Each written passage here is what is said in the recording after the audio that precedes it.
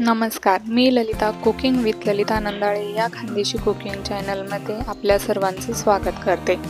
आपण आज रवा पिठीचे लाडू बघणार आहोत। हे लाडू अगदी महिनाभर सहज टिकतात आणि जराही खराब होत नाहीत। अतिशय सोप्या पद्धतीने तोंडात टाकताच विरघळणारे असे मऊसूत लाडू आज आपण बनवणार आहोत। त्यासाठी ही रेसिपी शेवटपर्यंत नक्की बघा।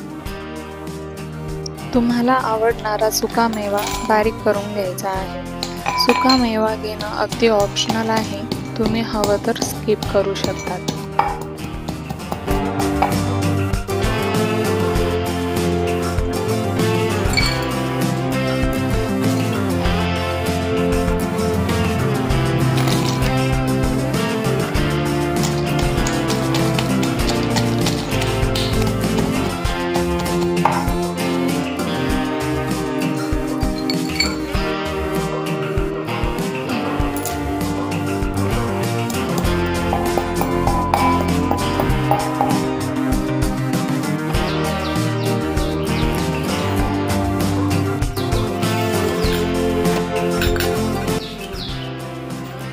रवा पिठीचे लाडू बनवण्यासाठी कढई मंद आचेवर थोडी गरम करून घ्यायची आहे।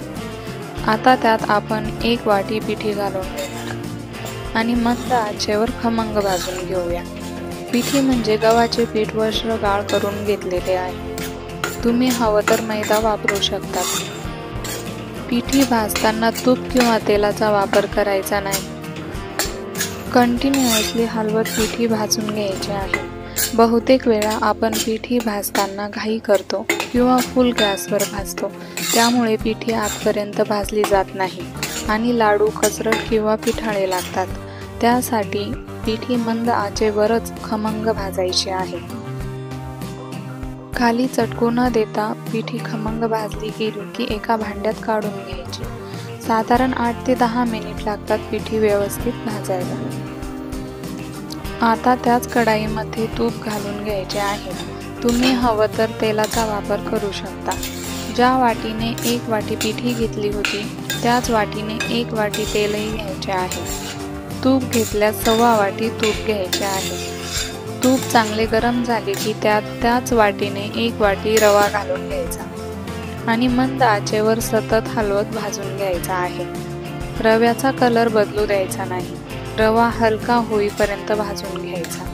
हलका होईपर्यंत म्हणजे रवा लालसर होण्याआधी जो पांढरा कलर येतो तोपर्यंत भाजायचा। त्यानंतर त्यात 1 वाटी खोबऱ्याचा किस घालून घ्यायचा आहे।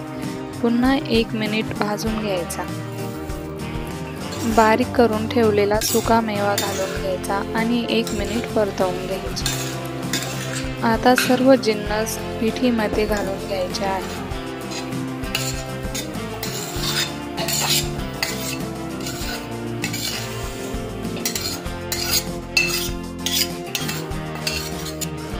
सर्व जिन्नस एकजीव करून घेतलेले आहेत। ज्या वाटीने बाकी साहित्य मोजून घेतलेले आहे त्याच वाटीने 1/4 वाटी पिठी साखर घालून घ्यायची आहे। पिठी साखर तुम्ही तुमच्या आवडीनुसार कमी जास्त करू शकतात।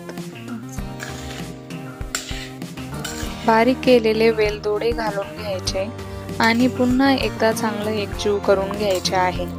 आता छोटे छोटे लाडू बनवून घ्यायचे आहेत। लाडू बनवताना पुढील टिप्स आवर्जून पाळा। लाडू वाळले जात नसतील किंवा कोरडेपणा वाटत असेल तर तुपाचे किंवा तेलाचे मोहन घाला। लाडूचे मिश्रण हाताने थोडंसं दाबून ठेवा, म्हणजे ते जास्त वेळ गरम राहते आणि लाडू बनवणं सोयीस्कर होते। लाडूची चव वाढवण्यासाठी रवा आणि पिठी मंद आचेवरच खमंग भाजून घ्या। तर तुम्हाला ही रेसिपी कशी वाटली ते कमेंट करून कळवायला विसरू नका।